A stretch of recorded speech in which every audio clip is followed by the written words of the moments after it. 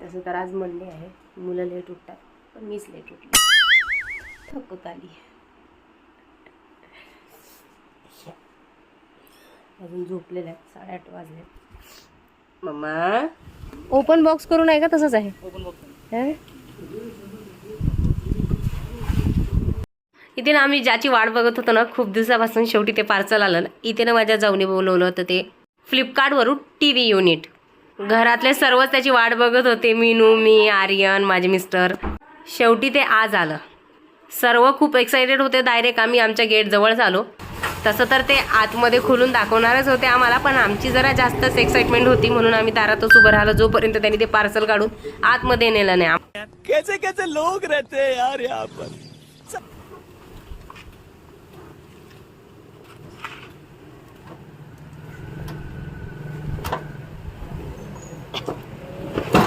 ओ, आता तुम्ही इथे बघितलंच असेल की जसं दादाने तो बॉक्स काढला तो धडाका आपटला, आणि पुढे त्याचं काय झालं हे तुम्हाला कंटिन्यू ब्लॉगमध्ये बघितल्यानंतर दिसेलच.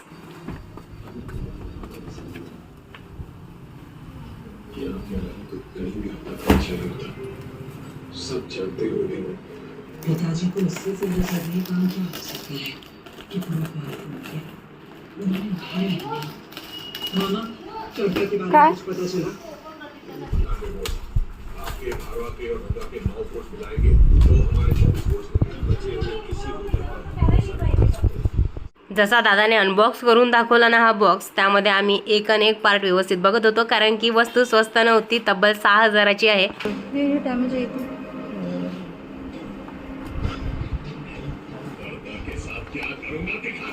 आम्ही बाकीचे सर्व पार्ट बघितले तर सर्व व्यवस्थित होते, पण ही जी एक पट्टी होती ना ती मधूनच तुटलेली होती.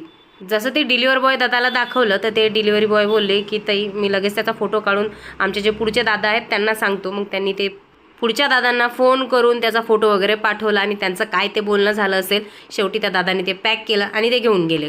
आणि आम्ही सर्व हॉलमध्ये बसलेलो होतो बरं, फक्त वाट बघत होते की खोलल्यानंतर आता आम्ही हे लावणार आणि मग खूप छान दिसणार आमचा हॉल. कसला काय सर्व पचका झाला राव. इतकी आतुरतेने वाट बघत होतो ना या पार्सलची, आजपर्यंत कधीच वाट बघितली नाही कोणत्या पार्सलची. आणि त्याने काय केलं, आमच्या आतुरतेवर एकदम पाणी फेकलं, जसं दुधामधून मक्खी बाहेर काढतात ना तसंच.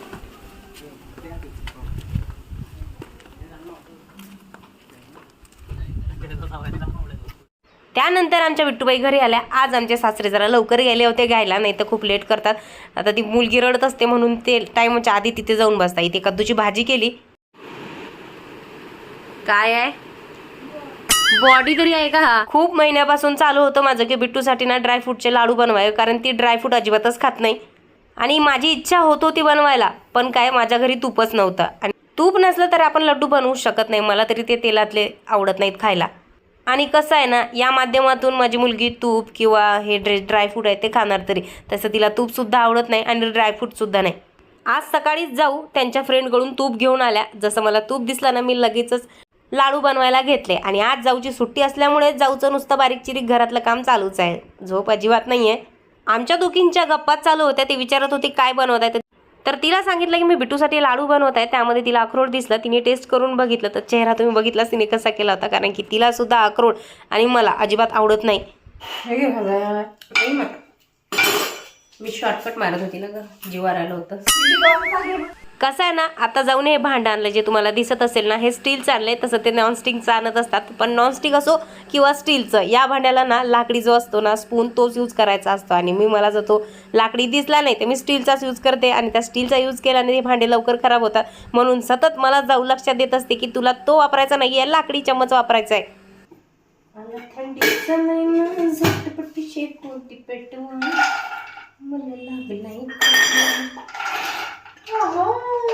एवढा नाही खोकला लागला, इतकी गाण्याला खोकला लागला. इथे ना मी एका वाटीने मेजरमेंट घेतलंय, ज्यामध्ये 1 वाटी पिस्ता, 1 वाटी काजू, 1 वाटी बदाम असं घेतलंय साहित्य. आणि यामध्ये ना मी अजिबात गूळ किंवा साखर वापरणार नाहीये. थोडंसं तूप टाकून ना मी हे जे बदाम, काजू आणि पिस्ता आहेत ते भाजून घेत आहे. यासोबतच ना मी थोडंसं छोटा जो चम्मच असतो ना पोहे खायचा, त्यामध्ये थोडंसं सूर्यफूलच्या बिया आणि ज्या कद्दूच्या बिया असतात त्या पण घेतल्यात. आणि त्यासोबतच 2 वाटीनं मी भरभरून मखाने घेतले होते आणि 1 वाटी खोबरं घेतलं होतं, ते पण खिसून. आणि यामध्ये जे सर्व सामान मी घेतलं होतं ना ते सर्व तुपामधून भाजून घेतलं होतं. काय भारी वातावरण झालं. मगाशी एक ठोक पडला हलका फुलका. काय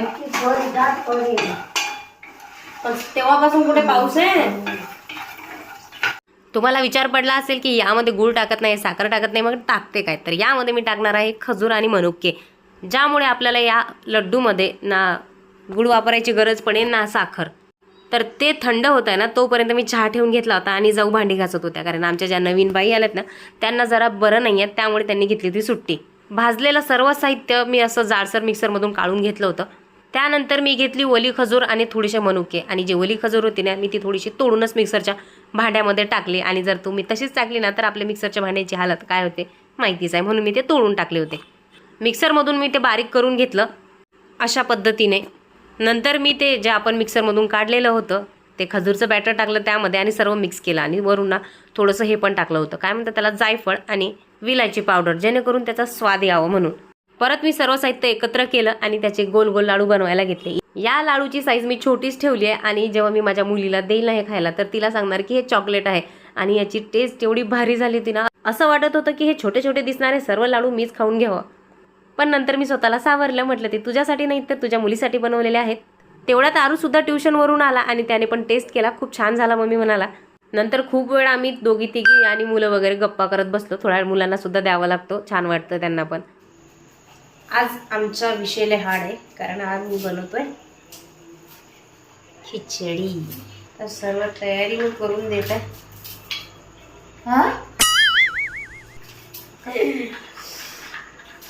तर हिला म्हटलं तू कर खिचडी, तुझ्या हातची चांगली होते.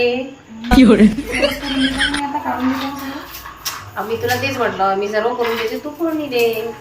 मला तुझ्या सच्ची खायची, मीच काम देते सगळं. तुम्ही काही कशी बनवली तर फक्त तुझ्या तोंडातून आवाज निघता का मध्ये खिचडी खिचडी खिचडी, कारण जीवार आलंय आता जेवण बनवणार. मग काय तर अजून सामान बाकी आहे, हिने लावले कामाला. खिचडी एका प्रकारे म्हणजे आम्ही तिखट भातच बनवतो. त्याला फोडणी दिल्यानंतर मी हॉलमध्ये येऊन बसली होती. सर्व मुलं आपापला स्टडी करत होते आणि आमची सर्व फॅमिली हॉलमध्ये बसलेली होती. गरमागरम खिचडी झाल्यानंतर सर्वांनी जेवण केलं. असा होता आजचा दिवस. ब्लॉग आवडला असेल तर लाईक सबस्क्राईब करायला विसरू नका. भेटूया पुढच्या ब्लॉगमध्ये. तोपर्यंत टाटा बाय बाय.